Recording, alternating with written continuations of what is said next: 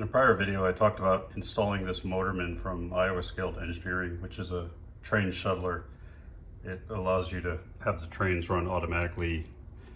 They'll hit a sensor on one end of the layout and then go down to the other end of the layout, hit a second sensor, and shuttle back and forth. It's good for like inspection trains or small passenger trains. Even better if you have a big layout. So I'm going to now talk about how I install the sensors, which are infrared train spotters made by ISE, and they go up underneath the track. You can get them to go across the track as well, but I like these because they're more hidden. So I'll show you my trick to installing those.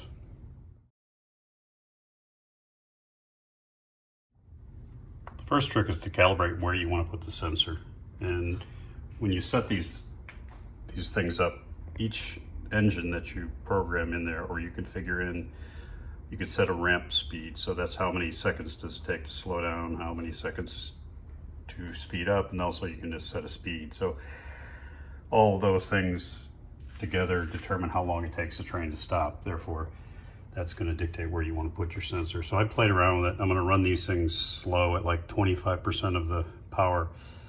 So just crawl along the layout, and then a 10-second ramp down. So as soon as it hits the sensor, it'll take roughly 10 seconds to come to a stop. And in this case, I want it to actually stop over these sensors that will turn the signal from green to red, just to indicate that it's in this block. So after playing around with it, I determined right where that railroad tie is where I'm going to drop the sensor.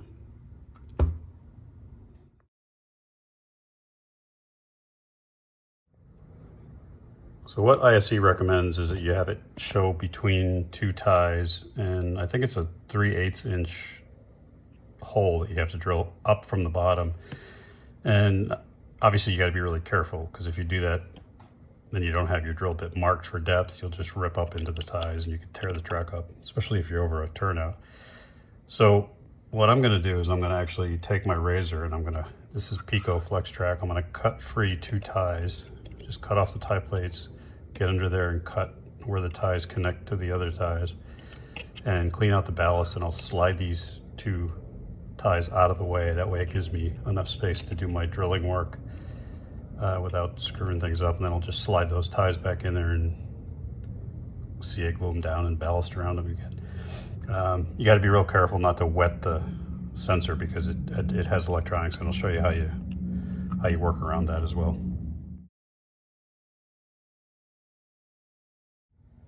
So that's what it looks like once you clean the ballast and you pull these ties out. Takes a little bit of careful work, because you don't want to pull the rails out of the ties alongside there. But you can see once you've got to cut those spikes and tie plates down with a razor, and then you make cuts here where these ties attach to the adjacent ties, and then you just carefully push it out. You might need the help of some needle nose pliers. But now I've got workspace here where I can actually have my drill bit. If it comes through a little too high, then it won't hurt anything. And once I get that sensor in there, I slide these back in and ballast.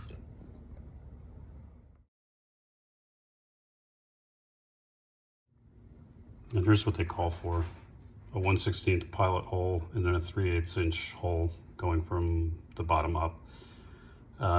You can go from the bottom up and just clean out the top. I'm just going to go right through and have that 3/8 hole all the way through, so I can adjust where that sensor needs to be. So I'll probably have to insert the ties back again, just so I know where the center point is between those ties, and then do the pilot hole, then pull them out and do the 3/8 hole.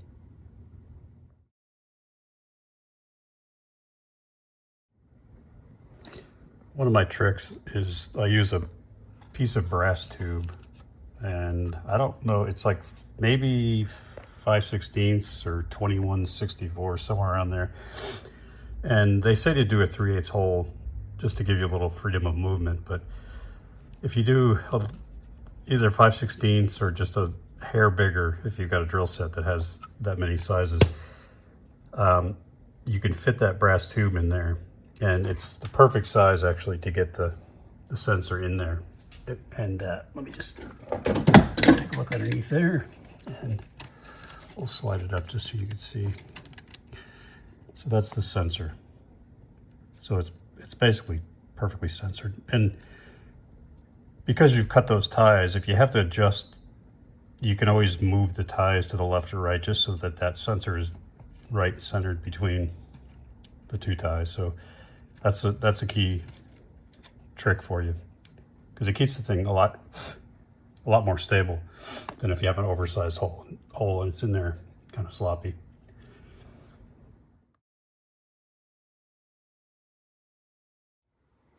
Trick number 2, liquid electric tape. And this is okay to do because it's in the instructions, or I saw it somewhere at Iowa Scale Engineering. Either the instructions are on their website. Because these are circuit boards, they're sensitive to getting wet. So, and that could happen if you're ballasting and you get wet glue down there. So what I'm going to do is I'm going to paint this with that liquid electric tape. It supposedly won't hurt the components. There is an LED there, that red LED, so you know when it's active. I don't want to cover that, so I'll paint everything but that, and obviously do not cover the lenses. So I'll do that and show you what it looks like.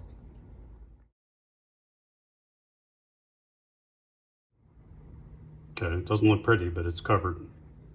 And what this stuff is, it's the same stuff that you dip like the handles of tools in to make a rubberized coating.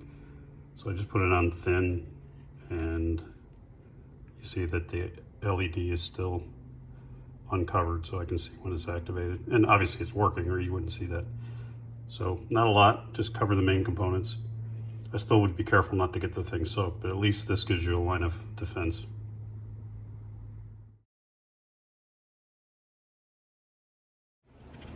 Okay, your next tip. This is a 3D printed holder that you can get from Iowa Scale Engineering. File the edges, and this will fit in a lot better. And then just put a zip tie around it. I'm going to use this black zip tie just to hold it in there because I don't want to glue it. I'm not a fan of 3D printing, honestly. I think in 10 years it's going to be ancient history. It looks ugly, it's hard to sand, it's fragile, kind of brittle, but that's my opinion. So yeah, get it positioned in that holder so that where it rests, the height of it is such that that sensor comes out right between the rails, and I've already marked that on here. And then it's plywood underneath, so what I did is I just took acrylic, clear glossy acrylic, and I painted an area underneath on the plywood so I can use a double-sided tape. It'll stick better to the plywood. So I'm just going to stick it up there with double-sided tape. There's not a lot of force on it. So let's get that part done.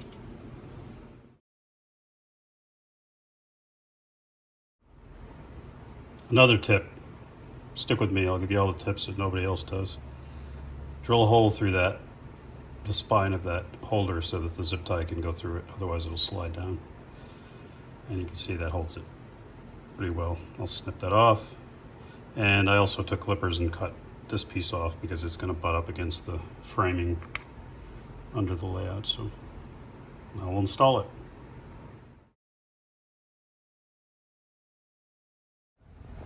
Okay, there it is installed.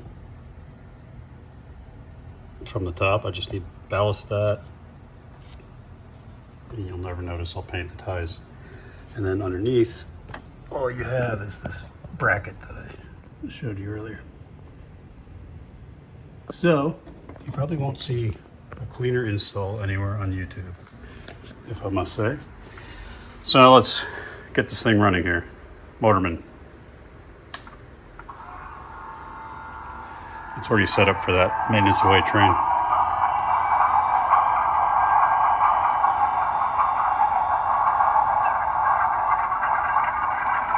I've got to hit run. And it's going to go backwards, so I got to activate the reverse, which that reverse sensor is not installed yet. So.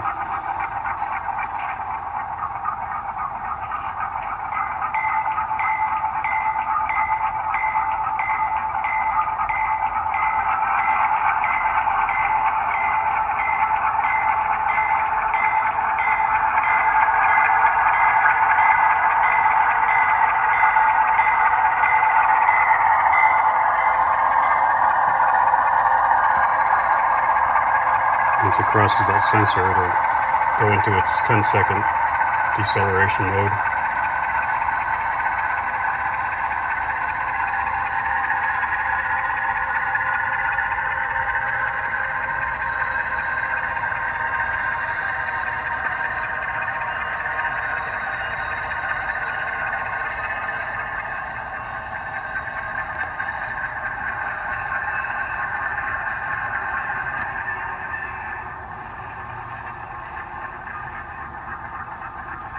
Far enough to activate the light. And it'll turn itself around.